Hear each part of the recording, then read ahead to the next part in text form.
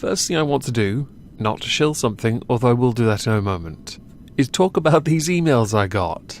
I got them 2 days ago, and I forgot about them. But then I remembered they made me laugh. So I shared them on my server, and we all agree Russia is trying to hack me.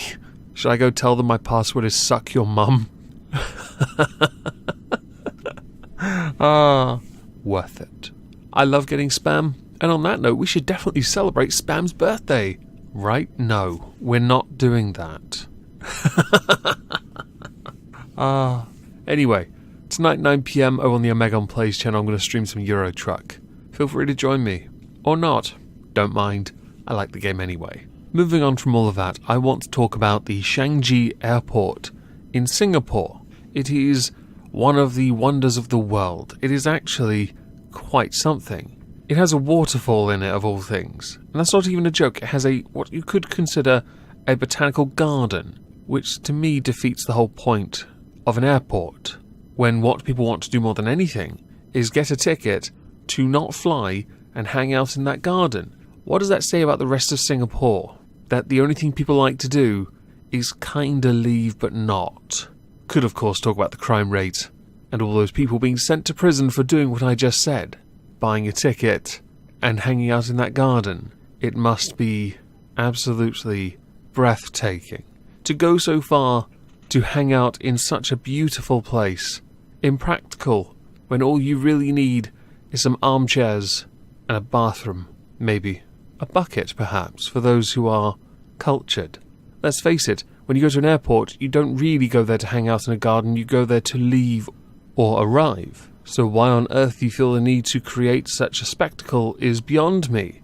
Well, this now brings up what I mentioned, where a 27-year-old bought a ticket recently so that he could walk his wife to the gate with no intention of departing Singapore. Now, it is considered an arrestable offence to enter the transit area if you do not intend to travel, even if you have a boarding pass, which is what this man had done. He had bought a boarding pass to go and use the garden, so he could hang out with his wife and say goodbye to her. To me, I don't consider it as much of a problem that he did that. In fact, I think they should consider it free money, because he's paid a lot of money for a flight he is not getting on, which is to me very amusing.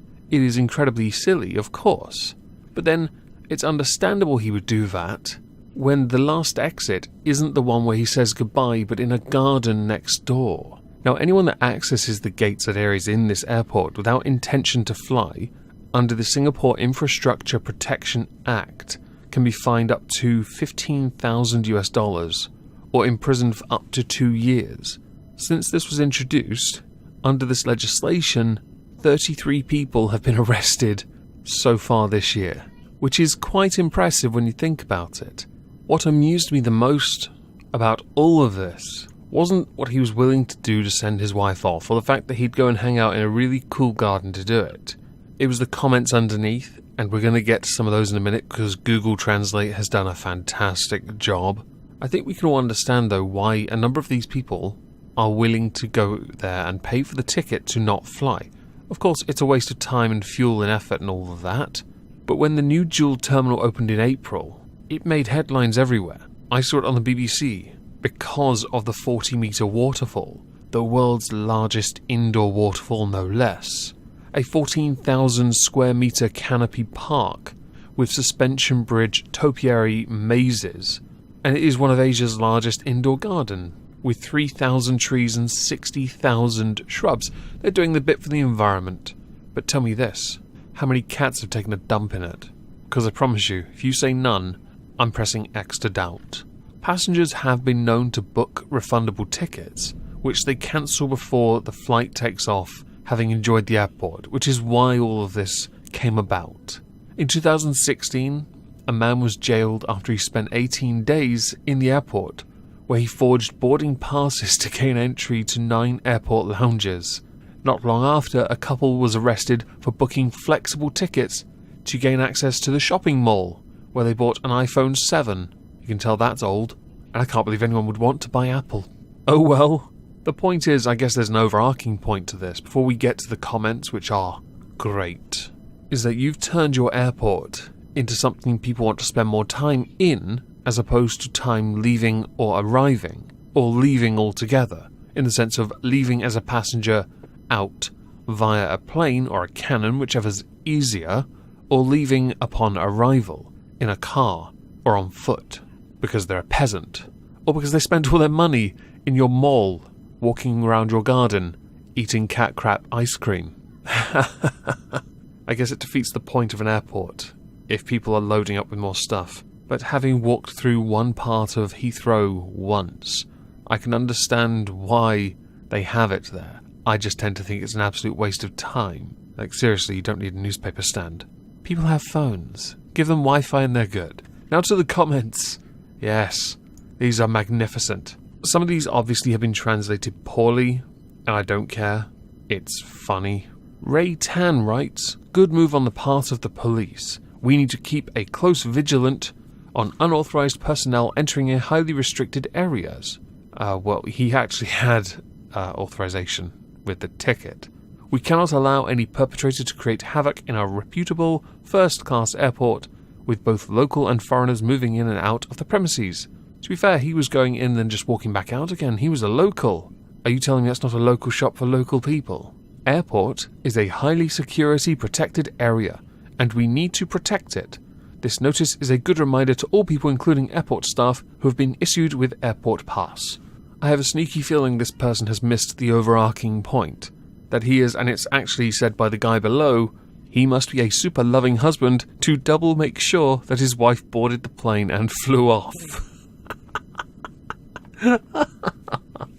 Yeah, that's love right there. Yep. Yeah. Oh, glorious.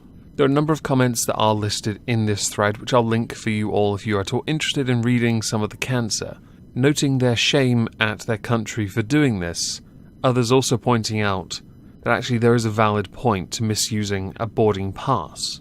I tend to agree, but I also think it's equally ridiculous to have a garden in an airport, and think that's something worth showing off. Others saying, it's a waste of money, don't come to Singapore, go to other beautiful countries where you can enjoy freedom. Actually, that is also another big point. There isn't much of that in Singapore. Might I recommend you go somewhere where, well, we'd have to make sure you got on the plane first. Like, I don't know, Yemen.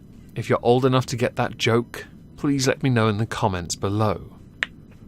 Ah, this is so good. Now, much like all stories, I'm genuinely curious what you think about this. I do think there's a point to misusing boarding passes. I do think the plane companies, for the most part, could just resell them. I also think having a garden is stupid. But I also think it's beautiful at the same time. So please let me know what you think about all of this in the comments below. And also don't forget to wish Spam a happy birthday, my chat. Yeah, clearly it needs it. Yeah. If I don't see you tonight over on the Omegon Plays channel for some Euro Truck Simulator 2, I hope you all have a fantastic Tuesday, and thank you all for listening.